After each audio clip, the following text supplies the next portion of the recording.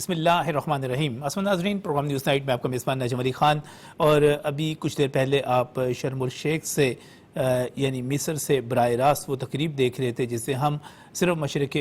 وسطیٰ نہیں بلکہ دنیا کی تاریخ کی امن کے قیام کے حوالے سے ایک بڑی تقریب کہہ سکتے ہیں۔ یہ وہ تقریب تھی جہاں پر غزہ میں امن کے حوالے سے ہونے والے معاہدے پر دستخط کیے جا رہے تھے، اور اس معاہدے پر امریکہ، مصر، ترکیہ کے صدور اور امیر قطر نے جب دستخط کیے تو اس کے بعد جو یہاں پر تقاریر ہوئی وہ بھی آپ کے سامنے ہیں۔ میں اس تقریب کے ساتھ ہی میں آپ کو آج بنیادی طور پر غزہ میں لے کر جانا چاہتا ہوں۔ غزہ کی گلیوں میں آج خوشیوں کے نعرے ہیں، ان کے آنکھوں میں آنسو بھی ہو سکتے ہیں، لیکن اس کے باوجود دل میں فتح کا ایک بڑا یقین موجود ہے، کیونکہ آج 1700 سے زائد فلسطینی قیدی جو کہ اسرائیل کی جیلوں میں قید تھے ان کو رہا کیا گیا، اور ان کی رہائی کے بعد ان کو فلسطین پہنچایا گیا جہاں پر ان کا طبی معائنہ بھی کیا گیا۔ یہ ساری کا سارا کیا ہے؟ یہ امن کی جیت ہے، یہ اس ظلم کی ہار ہے جو آج سے 2 برس پہلے 7 اکتوبر 2023 کو شروع کیا گیا تھا، جس میں 67,000 سے زائد فلسطینیوں کی جان لے لی گئی۔ ان میں 1/3 سے زائد 20,000 سے زیادہ بچے بھی شامل تھے۔ یہ وہ دور ہے 2 برس کا ظلم اور ستم کا، جس میں غزہ میں نہ کوئی سکول چھوڑا گیا، نہ کوئی ہسپتال چھوڑا گیا، اور نہ کوئی گھر چھوڑا گیا۔ 80 سے 90% تک تمام کی تمام عمارتیں کھنڈر بنا کر رکھ دی گئیں۔ اس پر ہم اللہ کے شکر گزار ہیں کہ اس مرتبہ جب اقوام متحدہ کی جنرل اسمبلی کا 80واں اجلاس ہو رہا تھا تو ایک موو شروع ہوئی۔ اس موقع پر جو مسلم ممالک نے کردار ادا کیا، میں خاص طور پہ وزیر اعظم شہباز شریف اور اس کے ساتھ ساتھ فیلڈ مارشل محمد سید عاصم منیر کی بات کرنا چاہ رہا ہوں، اور انہوں نے جس طرح ہر پلیٹ فارم پر اس مسئلے کو اجاگر کیا، اس کے حل کی ضرورت پر زور دیا، اور اس کے ساتھ ساتھ وہ تمام مسلم ممالک جو اس موقع پر آگے بڑھے اور پریزیڈنٹ ٹرمپ کی اس کوشش میں اپنا حصہ ڈالا، میں بات کرنا چاہ رہا ہوں۔ بہرحال اس وقت سب سے پہلے مصر، ترکیہ اور قطر تو ہیں جو آج بھی بہت زیادہ متحرک تھے، آج بھی وہ میزبانی کر رہے تھے۔ میں مصر کے پریزیڈنٹ سیسی کی بات کر رہا ہوں، وہ آج بھی وہاں پر اسی عزم اور جوش کے ساتھ موجود تھے، لیکن اس کے ساتھ ساتھ ہم سب مل کر سعودی عرب کی نفی نہیں کر سکتے کردار کی۔ UAE، انڈونیشیا اور اردن سمیت 8 ممالک نے جو کردار مسلم قیادت نے ادا کیا، اس کے نتیجے میں آج کے دن تک ہم پہنچے ہیں جب یہ بات کی جا رہی ہے کہ اب بمباری نہیں ہوگی، جو یہ بات کی جا رہی ہے کہ اب غزہ کے اندر امن فوج تعینات ہوگی، یہ بات کی جا رہی ہے کہ غزہ کا ملبہ اٹھایا جائے گا، وہاں پر تعمیر و ترقی کے ایک نئے دور کا آغاز ہوگا۔ مجھے یہ سن کر، ابھی کچھ دیر پہلے آپ نے بھی سنا ہوگا، بہت خوشی ہوئی پریزیڈنٹ ٹرمپ نے جب یہ کہا کہ پاکستان اور انڈیا کو بھی اچھے ہمسایوں کی طرح پرامن طریقے سے رہنا چاہیے۔ تو یقینی طور پر ہم امید رکھتے ہیں کہ جس طرح غزہ کے حوالے سے کردار دنیا نے ادا کیا، پریزیڈنٹ ٹرمپ نے ادا کیا، اسی طرح کشمیریوں کو حق خود ارادیت لینے کے لیے اقوام متحدہ کی قراردادوں کے مطابق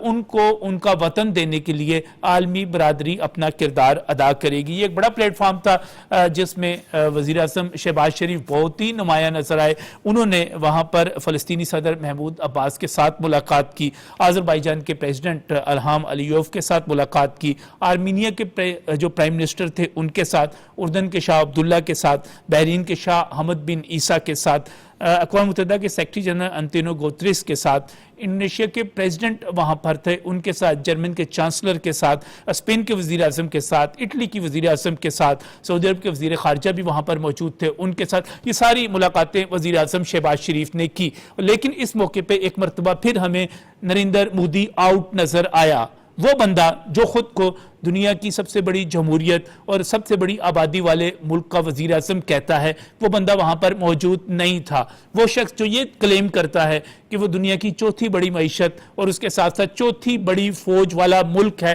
وہ وہاں پر نہیں تھا، لیکن وزیر اعظم شہباز شریف وہاں پر موجود تھے، پاکستان کی قیادت کرتے ہوئے، پاکستان کا جھنڈا اٹھائے ہوئے، پاکستان کی امن کے لیے کوششوں کو آگے بڑھاتے ہوئے۔ یہ ہماری ایک بہت بڑی کامیابی ہے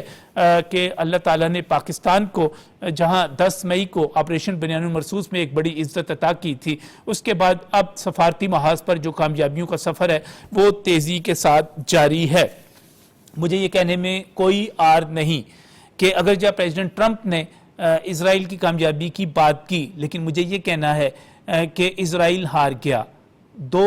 برس تک مسلسل ظلم کرنے کے باوجود وہ فلسطینی بہنوں اور بھائیوں کے دلوں سے جذبہ ایمانی نہیں نکال سکا۔ وہ ان 2 برسوں میں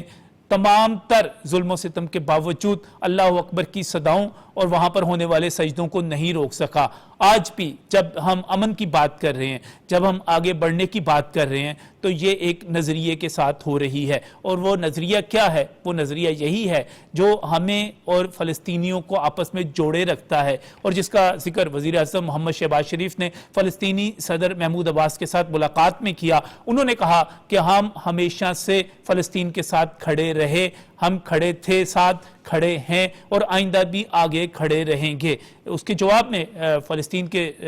جو محمود عباس ہیں، انہوں نے وزیر اعظم شہباز شریف کا شکریہ بھی ادا کیا، اور یہ یقینی طور پر پاکستان کے عظیم اصولی موقف جس کے لیے اس نے بڑی قربانیاں دی ہیں اس کی اپریسیشن ہے، اس کا اعتراف ہے۔ آگے کیا ہوگا یہ بہت سارے لوگ اب پوچھ رہے ہیں، اور یقینی طور پر لوگوں کے دلوں میں خدشات بھی ہیں کہ کیا اسرائیل جرگمالیوں کی رہائی کے بعد بھی اس معاہدے پر عمل کرے گا؟ تو اس کا پہلا اور فوری جواب یہ ہے کہ اس کو یقینی طور پر ایسا کرنا پڑے گا، کیونکہ اسرائیل امریکہ کی مدد کے بغیر کچھ بھی نہیں ہے۔ اور جب پریزیڈنٹ ٹرمپ یہ کہتے ہیں کہ وہ امن کے لیے کام کر رہے ہیں، اور اس کے ساتھ ساتھ قطر، ترکیہ اور مصر جیسے اہم ممالک اس پر ثالث کے طور پر دستخط کرتے ہیں، تو یقینی طور پر اسرائیل کو رکنا پڑے گا، اپنے گریٹر اسرائیل کے خوابوں سے دستبردار ہونا پڑے گا، اور آگے بڑھ کر سب سے اہم بات یہ ہے کہ جب غزہ میں امن ہوگا اور تعمیر و ترقی ہوگی، وہاں پر آزاد فلسطینی ریاست ہوگی، ایک ایسی ریاست جہاں پر اس طرح بمباری نہیں ہوگی،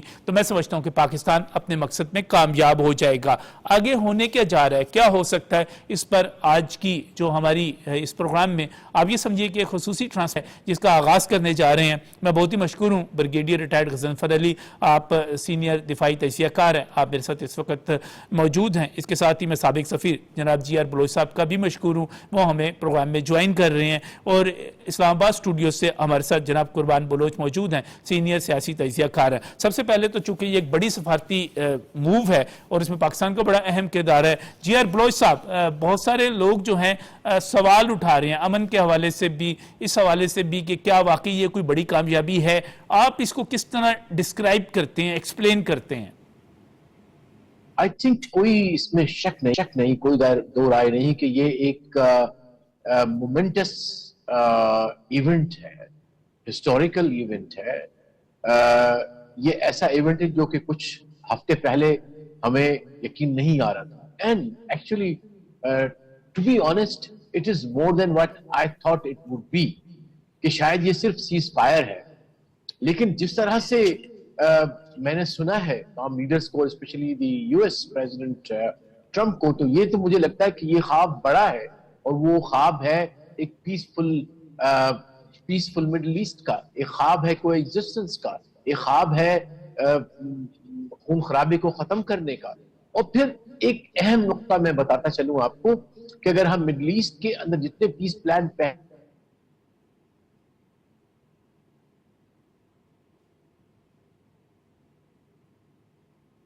تھا یا پی ایل او تھا اور امریکہ وہ کر کے اسرائیل آپس میں جو بھی کچھ انہوں نے کیا، اس طرح سے ایک گلوبل کنسنسس نہیں ڈیولپ ہوا تھا۔ تو اس کی جو خوبی ہے آج کی اس سیریمنی کی یا پیس 2025 کی، کہ آپ کی پوری دنیا یہاں پہ کھڑی ہوئی ہے، I mean like 20 heads of states representing almost the entire globe، اور پھر ان سب نے وٹنس کیا ہے، ان سب نے انڈورس کیا ہے اس پلان کو، اور پھر اسی طرح سے پھر آپ کی توقعات بھی بڑھتی ہیں، اور میں سمجھتا ہوں کہ وہ بائی ڈیفالٹ ایک کمٹمنٹ ہو جاتی ہے ان پارٹیز کی کہ اتنا بڑا کمٹمنٹ دنیا کے سامنے ہم نے کیا، ہاؤ ڈو وی بیٹرے۔ اچھا جی مجھے ایک اور بھی بڑی خوشی ہے کہ میں نے اپنے پرائم منسٹر شہباز شریف کو وہاں پر صف اول میں دیکھا، میں نے ان کو بات کرتے ہوئے دیکھا، میں نے ان کی بات کو دیکھا کہ بہت زیادہ سنا جا رہا تھا۔ اس کے مقابلے میں انڈیا ہے، نریندر مودی ہے، وہ تمام تر اپنی اس کے باوجود کہ وہ اتنی بڑی آبادی، دنیا کی شاید سب سے بڑی آبادی، اتنی بڑی فوجی قوت، ہم جی بہت بڑی منڈی ہے، دنیا ہمیں نگلیکٹ نظر انداز نہیں کر سکتی، وہ مجھے وہاں سے آؤٹ نظر آیا. شاید اس میں حوصلہ نہیں تھا، اس کے پاس موقف نہیں تھا، اس کے پاس کوئی پوائنٹ آف ویو نہیں تھا، اس کے پاس کوئی مقدمہ نہیں تھا، اس کے پاس کوئی کردار نہیں تھا کہ جو اس نے ادا کیا ہو جس کی وہ بات کرتا آ کے. نہیں، بیسیکلی اس نے اپنی چوائس کر لی تھی کہ وہ جینوسائیڈ کے ساتھ کھڑا ہوگا، وہ کھڑا ہوگا starvation as a weapon of war کے ساتھ کھڑا ہوگا، یہ کھڑا ہوگا ایک وار کرمنل کے ساتھ، یہ کھڑا ہوگا ایک ہیومینیٹیرین وائلیشن کرنے والے کے خلاف، یہ کھڑا ہوگا اس کے ساتھ جس نے انوائرمنٹ کو ختم کیا ہے. سو میں سمجھتا ہوں کہ کوئی مورل گراؤنڈ تھا ہی نہیں کہ آپ یا ہم اس بات کو ڈسکس کریں کہ کیوں انڈیا وہاں پہ نہیں تھا. Of course not, they have no role. وہ انہوں نے اپنا چوائس کر لیا تھا، جو بھی ان کا اپنا کردار ہے اس کے مطابق وہاں کھڑے تھے اور وہیں کھڑے رہے. I think that is what we can always sort of wish for them, because جس قسم کی لیڈرشپ ہے ان کی، یہ تو بہت مطلب اسی طرح سے رہیں گے. تو میں آتا ہوں پرائم منسٹر صاحب کی کامنٹس کے اوپر، وہ بہت اہم ہے میرے خیال، اس کو ہمیں دیکھنا چاہیے. although اتنے ڈیٹیل نہیں بھی تھے، بریف بھی تھے، بٹ بریف میں بھی وہ اپنی بات معافی و ضمیر کہہ گئے کہ کس طرح سے پاکستان انڈیا کے درمیان رول پلے کیا ڈونلڈ ٹرمپ نے، اور کس طرح سے پاکستان جو ہے وہ فلسطینیوں کے ساتھ بھی کھڑا ہوا ہے، اور وہ چاہتا ہے کہ اس خطے کے اندر جو ہے وہ ایک نیا دور شروع ہو. تو سچی بات ہے، مجھے ایک نئے دور کی جو ہم میٹافوریکلی کہتے ہیں، اس کی ایک مجھے کرن نظر آئی ہے کہ اس سے جو کمٹمنٹ ہے عربوں کی، کیونکہ جنگ جدال سے اب میں سمجھتا ہوں کہ اکتا گئی ہے، دنیا تنگ ہو گئی ہے، and the wars cannot be afforded. دیکھیے سب سے بڑا لیسن جو ہمیں چاہے مارکہ حق میں یا صدور میں کو ملا، انڈیا کو ملا، یا جو کچھ نتن یاہو کو دیکھنا اپنی منہ کی کھانی پڑی غزہ میں. اسی آج کا دن ایک اور اہم ہے کہ آج یہ سیلیبریشن تھی ان شہداء کی جو کھڑے رہے مصمم ارادے کے ساتھ کہ ہم اپنا وطن نہیں چھوڑیں گے، قربانیاں دیں گے، شہادتیں لیں گے، بچوں کو شہیدوں کو اپنے ہاتھ میں لے جا کے دفن کریں گے. لیکن یہ بالکل درست بات ہے. یہ جو لوگ کھڑے رہے اپنے عزم اور ارادے پر، اپنے ایمان پر اور اپنے نظریے پر. میں اسی پر بات کرنا چاہ رہا ہوں. بریگیڈیئر ریٹائر غضنفر علی صاحب ہمارے ساتھ موجود ہیں. غضنفر صاحب، اگر دیکھا جائے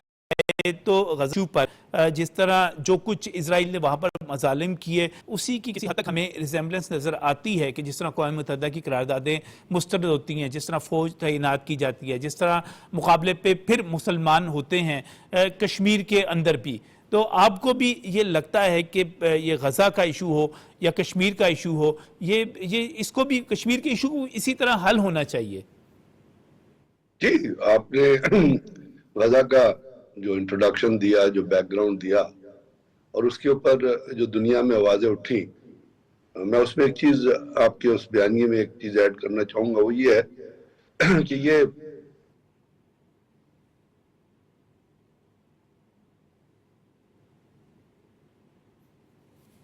کوششوں کو تو کریڈٹ جاتا ہے، لیکن اس کے ساتھ ساتھ میرا خیال یہ بہت بڑا کریڈٹ جو ہے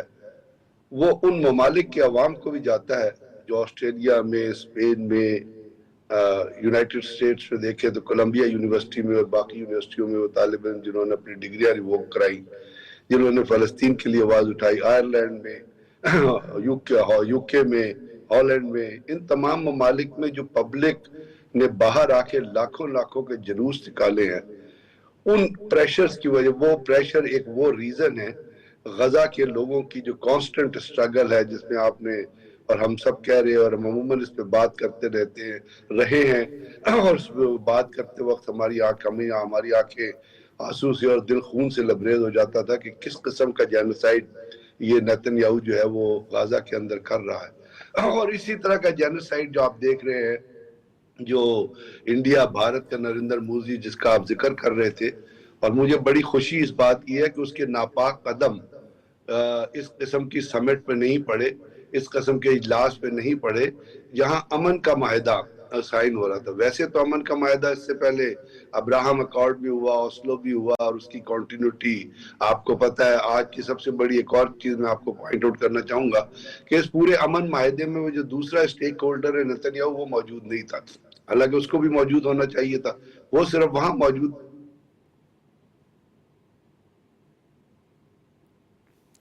جی, اس پر اصل میں پہلے ایران نے بھی اعتراض کیا, اس کے بعد ترکیہ نے بھی اس پر غضنفر صاحب اعتراض کیا تھا, تو اس کی وجہ سے وہ وہاں پر شریک نہیں ہوا. اور یہ ایک طرح سے آپ یہ سمجھیں کہ ثالثوں نے جو دستخط کیے ہیں اس کو یقینی بنائیں گے. میرے تک آپ کی آواز نہیں پہنچ پا رہی, لہٰذا میں قربان بلوچ صاحب کی طرف جانا چاہوں گا. قربان بلوچ صاحب, خاص طور پہ پاکستان کا بڑھتا ہوا عالمی کردار, عالمی سفارتی کردار اور امن کے لیے کردار, اس کو آپ کس طرح دیکھتے ہیں؟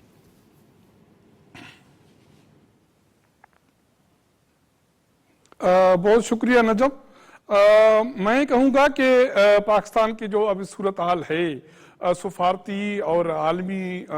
لحاظ سے, عالمی سطح پر, وہ اس کے لیے یہ کہا جائے کہ جو پاکستان کے دشمن ہیں, حاسدین ہیں اور مخالفین ہیں, ان کو یہ چیز اچھی طرح سمجھنے کی ضرورت ہے کہ موجودہ پاکستان کی قیادت, اس کی سفارتکاری, اس کے فیصلے وہ ماضی سے بہت مختلف ہیں اور بہت آگے ہیں. تو اس لیے جو بھی پاکستان کے مخالفین ہیں, دشمن ہیں, حاسدین ہیں, ان کو سمجھنا چاہیے کہ موجودہ صورتحال میں جو پاکستان آگے بڑھ رہا ہے, اس کی امیج بلڈنگ, اس کی دنیا میں کوئی بھی تقریب پاکستان کی موجودگی کے علاوہ ادھوری ہے. تو آپ اندازہ لگا سکتے ہیں کہ مستقبل کس طرح ہو سکتا ہے. میں سمجھتا ہوں کہ بہت روشن اور جو اس طرح فیصلہ کن جو صورتحال ہے, سیاسی قیادت, عسکری قیادت ایک پیج پر بیٹھ کے کر رہی ہے, تو یقینی طور پر ماضی میں اس طرح کوئی مثال نہیں مل رہا. اور میں نے جیسے کہا کہ کوئی عالمی فورم, وہ SCO ہو, وہ UN جنرل اسمبلی ہو, وہ غزہ میں امن کے حوالے سے جو مختلف ممالک کے قائدین کا اجلاس ہو, جو آج کی تقریب ہے, تو یہ ساری تقریب پاکستان کی موجودگی کے بغیر اگر ادھوری ہیں تو سمجھ لیں کہ روشن مستقبل ہے پاکستان کے حوالے سے اور ان مظلوم قوموں کے حوالے سے جن کے حوالے سے آج امن کے معاہدے پر دستخط ہوئے. وہ دن دور نہیں ہے کہ کشمیر کے عوام کے حق خود ارادت کے لیے, ان کے آزادی کے لیے, ان کے حق کے لیے ایک معاہدہ ہوگا اور اس یہ خطہ امن دیکھے گا اور سکون دیکھے گا. بالکل بالکل درست ہے, اور امن اور سکون دیکھیں گے. لیکن بہت سارے لوگ حیران ہوتے ہیں کہ جی آر بلوچ صاحب, پریزیڈنٹ ٹرمپ کا ذہن کیسے بدلا؟ بھی کچھ عرصہ پہلے ٹھیک ہے وہ امن کی بات ضرور کر رہے تھے, وہ جنگ کے خاتمے کی بھی بات کرتے, لیکن ان کا فارمولہ بہت عجیب تھا. وہ یہ کہہ رہے تھے کہ غزہ سے تمام فلسطینیوں کو, وہاں کے رہنے والوں کو کہیں اور آباد کر دیا جائے. وہ ملک ڈھونڈ رہے تھے, وہ آبادیاں ڈھونڈ رہے تھے, وہ جگہیں ڈھونڈ رہے تھے. لیکن اس کے ساتھ ہی بلوچ صاحب, اس کے بعد جب مسلم ممالک کے سربراہوں کی ملاقات ہوئی, اس سے پہلے جب فیلڈ مارشل کی ملاقات ہوئی عاصم منیر کی, اس کے بعد پرائم منسٹر ہمارے شہباز شریف جو ان کی ملاقات ہوئی, ہمیں ایک چینج کی اپنے پہلے سے تبدیل پریزیڈنٹ ٹرمپ نظر آئے. یہ تبدیلی کیسے آئی آپ کے خیال میں؟ بہت زیادہ تو نہیں, لیکن میری نظر سے ایک دو آرٹیکلز گزرے ہیں کہ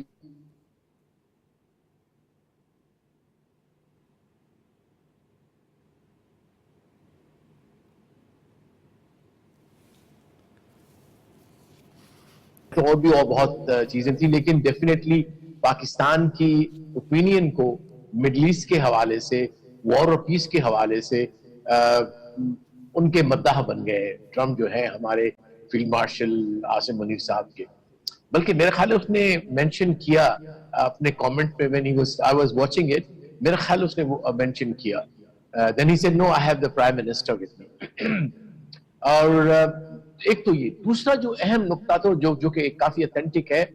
کہ جب یہ UN جنرل اسمبلی کے اندر جو 8 جو مسلمان عرب ملکوں کے ساتھ اس نے ملاقات کی, اس میں basically this is where he changed his mind, کیونکہ انہوں نے بتایا کہ بھئی اب یہ جو کچھ ہو رہا ہے اس میں it will be difficult for the public opinion. Basically public opinion کا بھی بہت بڑا ہاتھ ہے. میں سمجھتا ہوں کہ اس میں سول سوسائٹی، جس طرح پہلے ذکر ہمارے دوست نے کیا، سول سوسائٹی، اکیڈمیا، ان کا بھی اثر ان کے اوپر ہوا ہے. انفیکٹ جو آخری ٹیلی فون کال تھی between Netanyahu and Trump, اس میں ٹرمپ نے نتن یاہو، اور یہ رپورٹ ہوئی ہے، نتن یاہو کو کہا کہ بی بی یو کی not fight the entire world. So he knew exactly that the world does not now sort of stand with Israel. Israel is isolated because it doesn't have any purpose. تو میں سمجھتا ہوں کہ یہ being a very زیرک قسم کا سیاستدان ہے، اس کو پتہ لگ گیا کہ